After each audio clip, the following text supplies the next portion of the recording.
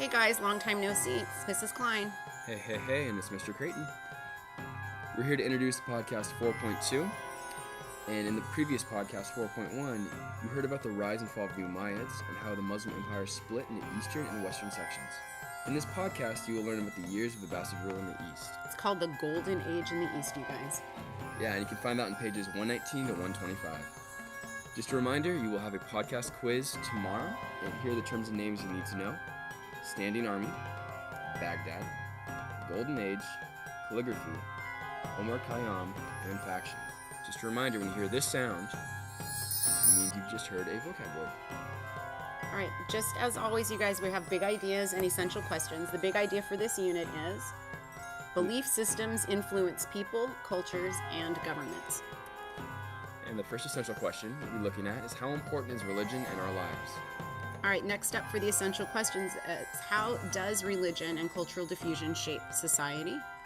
How do belief systems unify and create a new identity for people? And what are different ways that belief systems grow and spread? And the final one, how does the interaction between people and belief systems solidify and change beliefs? All right, you guys, the first section of our podcast, our first section in the chapter lesson is Abbasid rule. You can find this on pages 119 and 120. You should be able to answer this question when we get to the end. How did the Abbasids build a powerful empire? The main way the Abbasids kept control of their empire was by force. They built a huge standing army, a fighting force that is kept in times of peace as well as war. Abbasid leaders put army units at military posts throughout the empire. They also strengthened and united the empire by including different religious groups in the economic and political life of the empire. All Muslims, whether Arab or non-Arab, were treated equally. Christians and Jews were encouraged to serve in government. The Abbasids also strengthened the empire by moving the capital from Damascus, which is in Syria, to Baghdad in Iraq. The new capital was closer to the area of their most loyal supporters. It was also on old trade routes linking east and west. Baghdad became a major trade center. Merchants there bought and sold goods not only from all parts of their empire, but also from China, India, Northern Europe, and Africa. As trade grew, Baghdad prospered and expanded. By the early 800s, it had more than 900,000 residents. Agriculture and industry thrived. Newly irrigated lands helped farmers grow more crops. Craft workers made fine goods sold throughout Europe. The question you guys should be able to answer in your head right now, how did the Abbasids make sure they held onto power? All right, our next section is Abbasid advances, and you'll find this information on pages 121 to 123 in your book. Be thinking about this question as you listen. What cultural advances did the Abbasids make? Okay, you guys, the Abbasids became rich mainly because of all that great trade. Some used their wealth to support the arts and learning. In the 800s, Muslim culture enjoyed a golden age. A golden age is a period during which a country and its culture are at their peak. During this time, Abbasid artists became famous for beautiful designs in pottery and wood. Their designs were often drawings of plants, flowers, or geometric patterns. Many artists also became skilled at calligraphy, or the art of fine handwriting.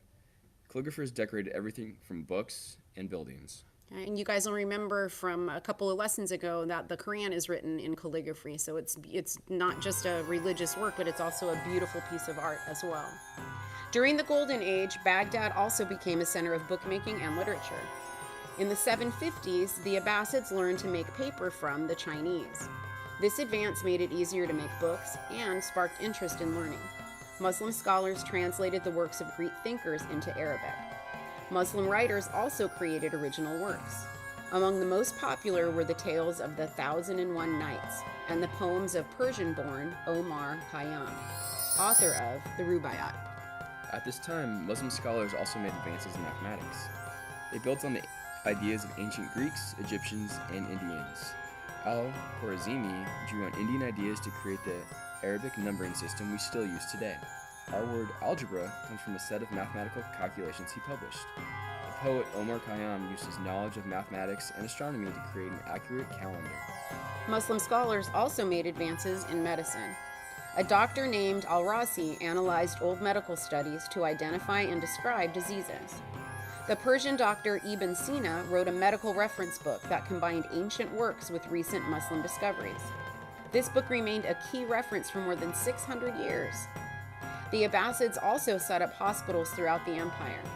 Unlike most other hospitals at that time, these hospitals treated poor people who couldn't pay. You should be able to answer this question now that you've listened to the section, you guys. Why is the Abbasid period considered a golden age for Muslim culture? Our final section in Might be the finest, too. it could be the finest in the podcast is the decline of the Abbasids. You can find this on page 124 through 125. The question we want you guys to be able to be thinking about as we go through: what problems led to the decline of Abbasid rule? The Abbasids faced challenges from within and from outside the empire. Factions, or opposing groups, within the empire first challenged Abbasid rule in the 800s. They disliked the Abbasid rulers for several reasons. Some Abbasid rulers were fond of easy living. They ignored their government duties. They failed to protect merchants from attacks by robbers. This hurt trade, which was a major source of wealth for the empire. When trade declined, the Abbasid caliphs raised taxes. This made people angry. It sounds really familiar. Didn't we learn about this in Rome? I think we did learn about what happens when taxes get raised. People generally aren't too happy about that. Not at all. All right, a group called the Fatimids decided to revolt. The Fatimids claimed to be descended from Fatima, a daughter of Muhammad. They belonged to the Shia branch of Islam. The Abbasids belonged to the Sunni branch. The two groups had major religious differences. The Fatimids disliked the Abbasids' fancy lifestyle. They believed in living more simply.